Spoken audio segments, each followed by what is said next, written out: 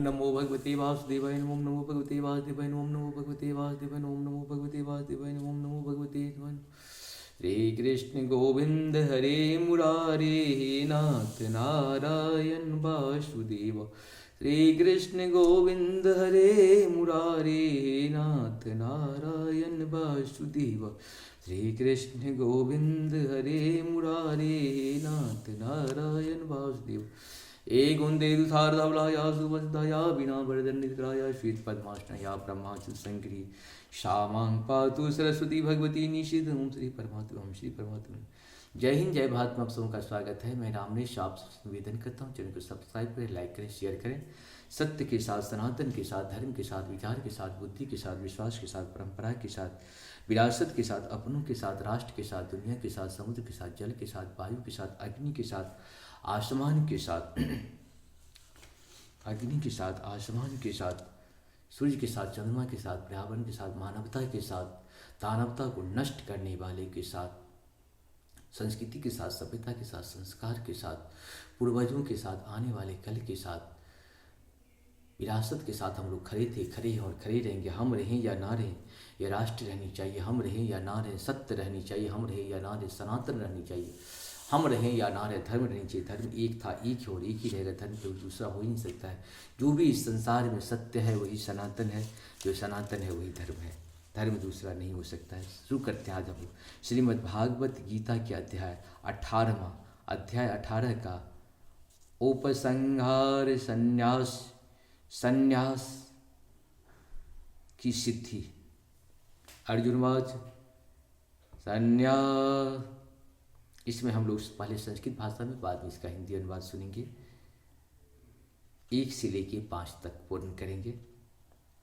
अर्जुनवाच संन्यास्य महाबाहो तत्त्वमिच्छामि वेदितुं त्यागस्य च हृषीकेशे प्रत्येकेशे निष्पोदनः। अर्जुन ने कहा, हे महाबाहु, मैं त्याग का उद्देश्य जानने की इच्छुक हूँ। और हे केशु निषूदन, हे ऋषिकेश, मैं त्यागमय जीवन संन्यास आश्रम का भी उद्देश्य जानना चाहता हूँ। श्री भगवान वाच काम्यानां कर्माणां न्याससं संन्याससं काव्यो विदो सर्वकर्मफल त्यागं प्राहुस्त्याग विचक्षणः। अर्थात भगवान ने कहा, भौतिक इच्छा पर आधारित कर्मों के परित्याग को विद्वान लोग संन्यास कहते हैं और समस्त कर्मों के फल त्याग को बुद्धिमान लोग त्याग कहते हैं। त्याज्यं दोषित वंदिते के कर्म प्राहुर् मनीषिणः यज्ञदान तपः कर्म न त्याज्येमिति चापरे।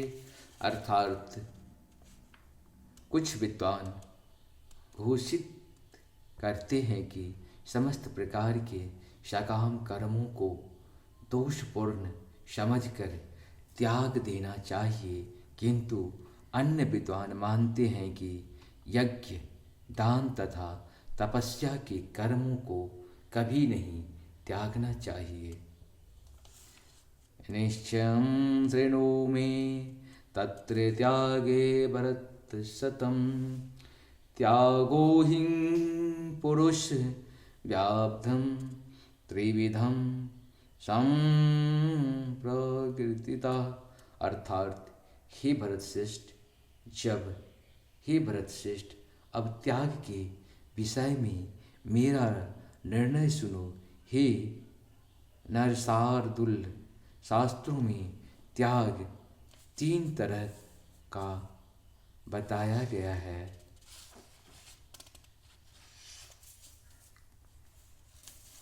यज्ञ दान तप कर्म च त्याज्ये कार्यमेव ततः यज्ञोदान तपश्चैव पावनानि मनीषिणाम्।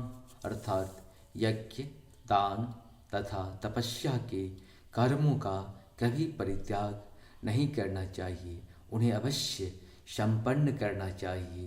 निसंदेह यज्ञ दान तथा तपस्या महात्माओं को भी शुद्ध बनाते हैं।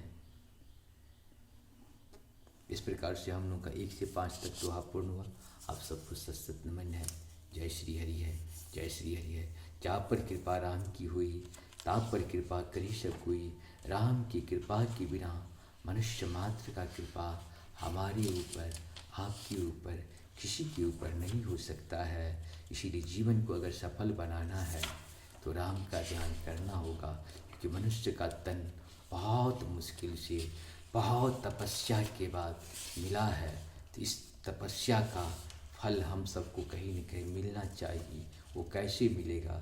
जब हम लोग इसका काम प्रभु की कृपा के नाम पे करेंगे। जय श्री राम, क्योंकि वही हमको भेजे हैं ये सब करने के लिए। जय श्री राम, हर हर महादेव।